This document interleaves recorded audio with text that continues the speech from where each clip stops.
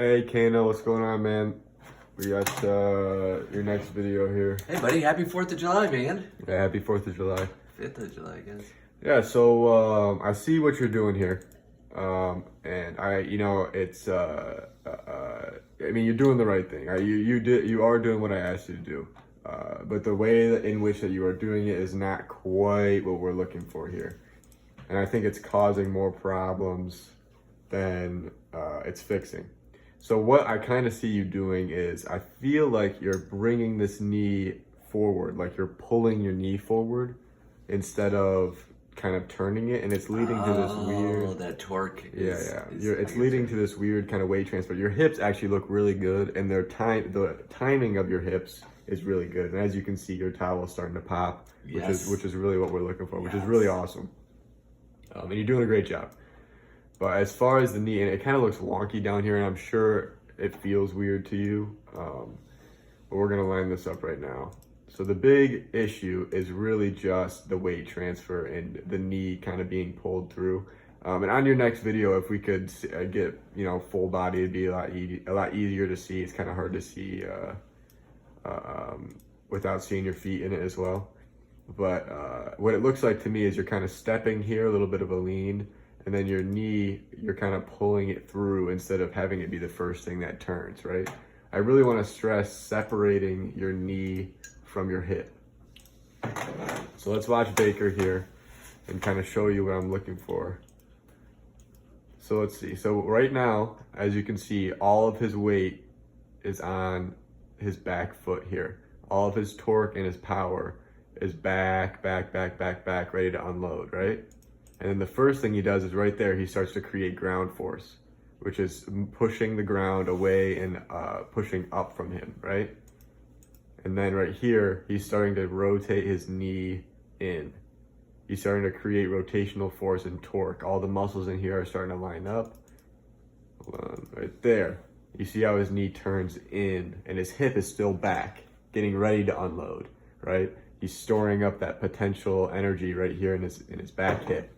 But his knee is almost already all the way turned. And I'm not asking you to get in this position. Like, I'm not asking you to be this powerful or this as torqued as Baker is, right? But I want you to get as close as you can and be Kano in this position, right? So what I'm looking for is your knee to be a clear one, to be your clear first step, right? And as you can see, Baker's timing is, it's a lot different than yours. And we're going to smooth your timing out soon. Like, I'm not worried at all about your upper half right now. There's a lot to be desired up there, and all that stuff is going to be way easier once we get this lower half correct. So we're going to smooth this lower half out first before we start looking at your upper body. But what I want from you is this here, what Baker's doing right now, which is creating torque between his knee and his hip. It's allowing the ground force to start working up your body and be able to come up and into your throw, right? So the first thing I want you to do is get this knee into a position where it can make you more powerful. Because as you can see in this video here, your knee, you're kind of rolling into it. And I see what you're trying to do. I see what you're trying to do. I get it. It's just not quite what we're looking for, okay?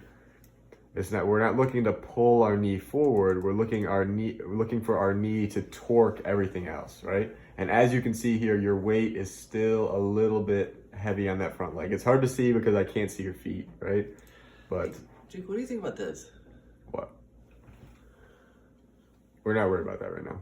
It really bothers me. I know, it bothers me too, but we're not worried about that right now. Wait, let me say something, because I just did it. Get off the carpet and socks. And if you get on a floor like this, if you get in the kitchen or something like that, you can feel it better. Okay, yeah. Maybe it's better if you go get some traction. Go back to him. Yeah, traction. But obviously we can't see his feet. Right, but it doesn't matter. I know what he's feeling. Yeah. Get cleats on upstairs, outside, or get into a bathroom or the kitchen with your bare feet. And if he just does that turn. Yeah, I get you. And fight against it. Yeah, so what we're looking for, Kano, is, remember last time we talked about that 1, 2, 3, 4? We're looking for step 1. which is right there. Look at that. You see that? I mean, that is torque and power right there. And I'm not asking you to be Baker, and obviously Baker's got kind of a different release than what you do. But what I'm looking for is that step right there. If I could see this position from you, it would be incredible. It'd be a huge step in building your power and your torque. So, and then the next thing I wanted to talk about was because of the knee, I think we're starting to get into that over rotation a little bit again, as you can see in this clip where your towel is swooping off to the side, right? It's not sticking. Ideally, we want to stop back. Well, let me see if I can get a pause in a good spot. Ideally, we want your hips to stop right there. And we don't want them to go anywhere further than that. But then you see you kind of roll over after that, which isn't the end of the world. But we want to see you stopping, especially doing this drill. We want to see you stopping right there. And then the next thing is... yeah, that's perfect. The next thing is this rounded back here. And I know it's kind of hard and you're not really throwing a ball and you're working on other things, right? And we don't really want to focus on the upper half right now. But what could become a problem in the future is kind of this rounded back, which could be cutting off your rotation from shoulder to shoulder. But we're not going to worry about that right now because we're worried about the lower half. The number one thing I want you to focus on, right? Let's go back. It's not The number one thing is the knee being number one. So if we look at your throw, right? Number one is you lean your hips. Number one is you kind of slide your hips forward, right? And Baker's number one is his knee right there.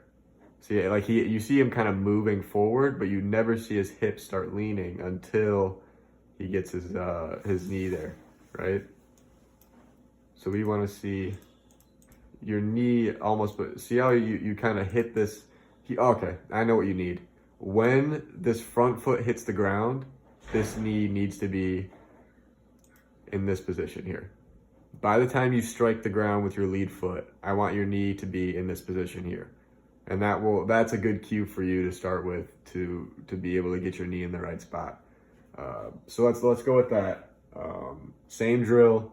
But when your front foot strikes the ground, I want your knee in this position, and then your hip comes after that, and then stop before you over rotate. Stop your hips before you over rotate, and I don't want to end up seeing the back of your tuchus there. Just get to the power position and let the towel snap without rolling over. All right, buddy, you're doing a great job. We'll talk to you soon. I know we're gonna try and set up a Zoom call or something like that. I'm working on it. We're on. We'll get it figured out, and we'll talk soon, man. Good job.